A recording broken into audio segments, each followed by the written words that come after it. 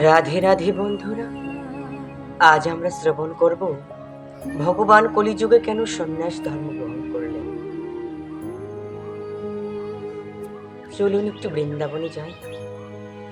বৃন্দাবনে, গোলক বৃন্দাবনে আমার রাধা গোবিন্দ দুজনে নিত্যলীলায় মগ্ন। এমন সময় ভগবানের চোখ পড়লেন এই পৃথিবীর দিকে। তিনি তাকিয়ে দেখলেন কি চারিদিকে পৃথিবী সুন্দর আর সুন্দর নেই।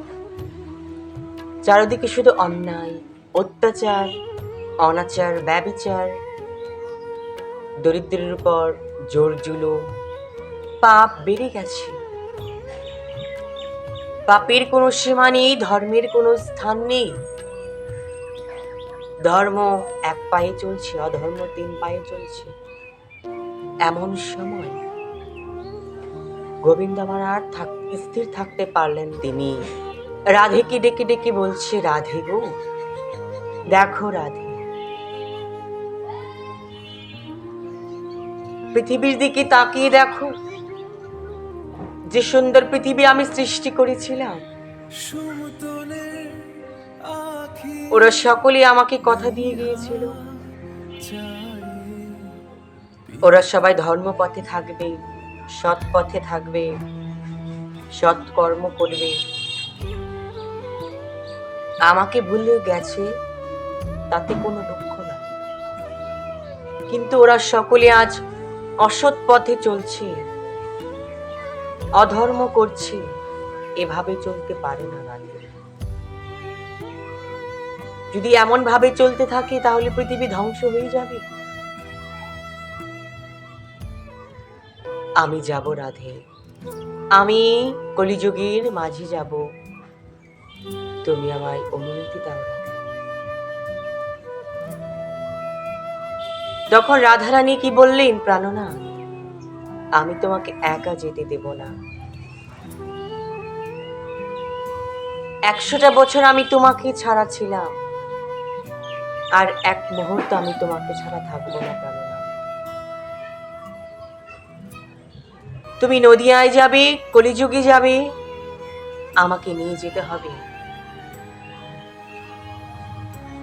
আমি যাব তোমার বহিরঙ্গে, তুমি থাকবে আমার অন্তর ভিতরঙ্গে।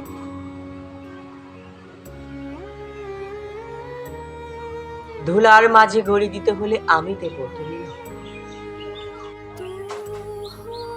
ভগবান বললেন, ওগো রাধে, আমি তোমার কাছে শপথ করলাম, রাম আদি অবতারী ক্রোধে যুদ্ধে অস্ত্র ধরি কত অসুরেরও করিলাম সংহার।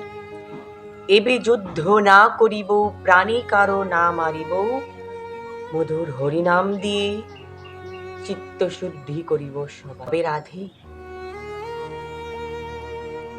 শুধু হরিনাম দিলে কলিযুগের মানুষ এরা সৎ পথে ফিরবে না।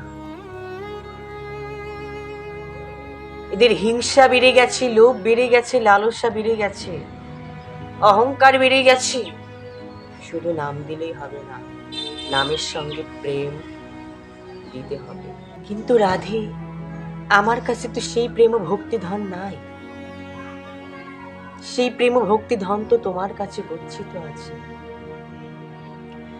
আমি চতুর্বর্গ ফলের অধিকারী, ধর্ম, অর্থ, মোক্ষ, কাম।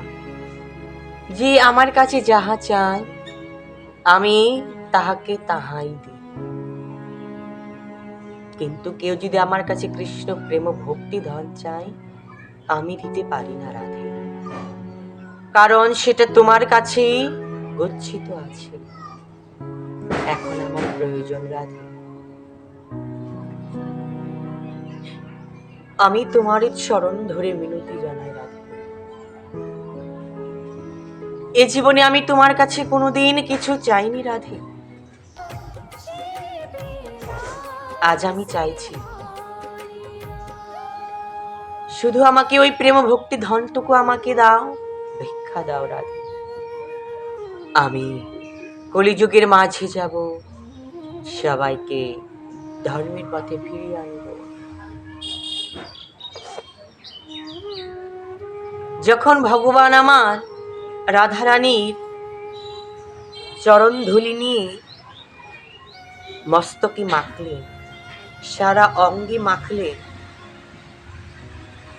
তখন ভগবান আমার কালো ছিল পরিষ্কার হলো, মূর্খ ছিল পণ্ডিত হয়ে গেল। আজ রাধাকৃষ্ণ এক হয়ে গৌর অবতার হয়ে জন্ম নিলেন। ফাল্গুনী পূর্ণিমা নিশি রাত্রিতে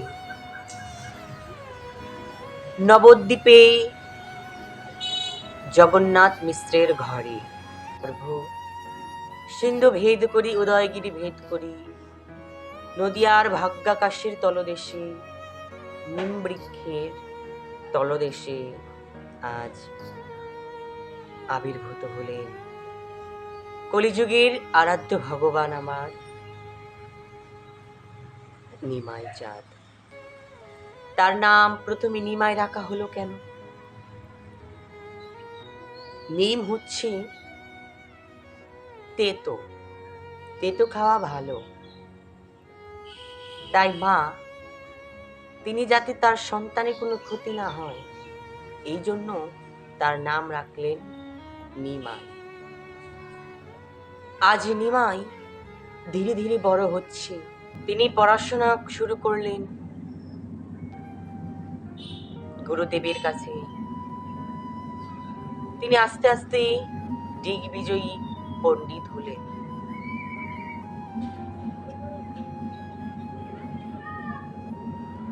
চারিদিকে তার সুখ্যাতি ছড়িয়ে পড়ল, তার নাম খ্যাতি দেশে দেশে ছড়িয়ে পড়ল।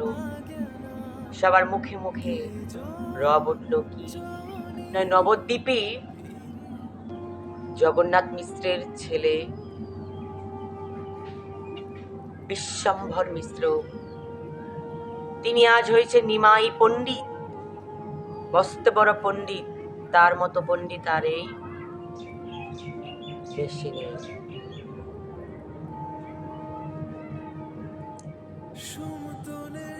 তারপর তিনি একটি বিদ্যা অর্জন করে তারই গ্রামে নবদ্বীপের মানুষদেরকে শিক্ষা দেওয়ার জন্য তিনি একটি টোল খুললেন, অর্থাৎ একটি বিদ্যালয়, স্কুল খুললেন। সেখানে ছাত্রদের, হাজার হাজার ছাত্রদের তিনি পাণ্ডিত্য জ্ঞান দিলেন।